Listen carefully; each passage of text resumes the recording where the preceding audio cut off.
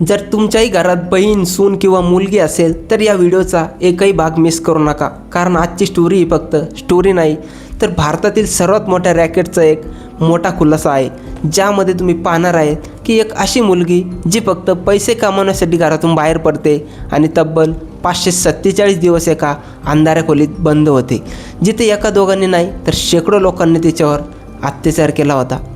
जसं जसं आपण या घटनेच्या आत जातो तसं तसं तुम्हाला असं काही ऐकायला मिळेल की ज्यामुळे तुमचं हृदयसुद्धा तडपून जाईल आणि तुम्हाला विचार करायला भाग पाडेल की एक माणूस मुलीच्या बाबतीत इतका कसा क्रूर होऊ शकतो। आणि या सगळ्यामागे एक मोठा राजसुद्धा दडलेला आहे, जो तुम्हाला या व्हिडिओमध्ये समजणार आहे।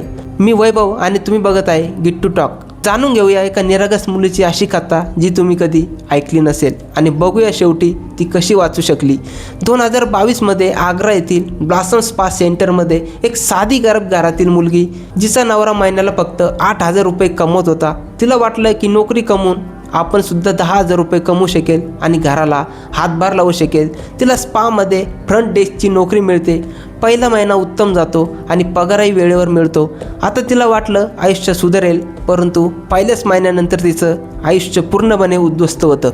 मालक अशोक आणि त्याचे 4 पार्टनर तिच्या घरची स्थिती समजून तिच्या मजबुरीचा फायदा घेतात। एक दिवस रिया नावाची महिला तिला सोनूसोबत एका खोलीत जाण्यास सांगते। ती आत गेल्यावर दार बंद होताच तिच्या आयुष्यात अंधार पसरतो।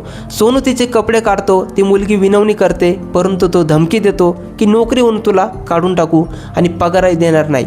भीती, मजबुरी आणि लाजेमुळे ती काहीच करू शकत नव्हती आणि सोनू पहिल्यांदा तिच्यावर अत्याचार करतो। त्याचवेळी लपवलेल्या कॅमेऱ्याने तिचा व्हिडिओ काढला जातो। दुसऱ्या दिवशी संपूर्ण गँगला समजतं की या मुलीकडून आपल्याला खूप मोठी कमाई होऊ शकते आणि ते तिला रोज धमकावत राहतात। जेव्हा ती नकार द्यायची तेव्हा ते तिचा व्हिडिओ दाखवून म्हणतात की जर तू कोणाला बोलली, कोणाला सांगितलं, तू आम्हाला विरोध केला तर हा व्हिडिओ आम्ही व्हायरल करू। अशा परिस्थितीत ती मुलगी कुठेच जाऊ शकत नव्हती। एकीकडे आड आणि एकीकडे विहीर, त्यामुळं इच्छा नसतानाही तिला कस्टमरसोबत हे सर्व करावं लागत होतं। काही दिवसांनी तिला असं पाणी पाजलं जायचं की ते पिल्यावरती त्यांच्या प्रत्येक आदेशाला होकार देत होती। त्यानंतर तिच्यावर अत्याचार हे सुरूच राहतात। नंतर आग्र्यातील सर्व स्पा सेंटर्सवर पोलिसांचे रेड पडते आणि सर्व स्पा बंद होतात। मुलीला वाटतं की ती वाचली, पण हा फक्त इंटरव्हल होता। ती गँग एक हॉटेल रिच होमस्टे भाड्यानं घेते आणि तिला त्या ठिकाणी ठेवतात। रोज नवे कस्टमर, रोज नवे अत्याचार आणि पैसे मात्र मालकांच्या खिशात। कधी कधी तिला 2-4 दिवस सतत त्या खोलीत बंद ठेवलं जायचं। 5-5 लोक मिळून तिच्यावर अत्याचार करत जायचे। मुलगी विनवणी करते की तिला सोडून द्या, पण ते म्हणतात तू आम्हाला 5 लाख रुपये दे, आम्ही तुझा व्हिडिओ डिलीट करू। या आशेने ती मुलगी आपला प्लॉट विकून 4.5 लाख रुपये देते, पण तरीही ते लोक व्हिडिओ डिलीट करत नाहीत आणि पुन्हा तिला त्याच नरकात ढकलून दिलं जातं। अंदाजे 1.5 वर्ष उलटते आणि ती जगासमोर हसत असली तरी आतून ती दररोज मरत होती।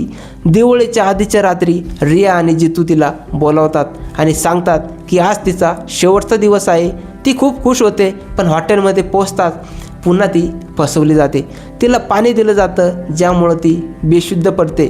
शुद्धीवर आली तेव्हा आजूबाजूला 7-8 लोक बसलेले होते।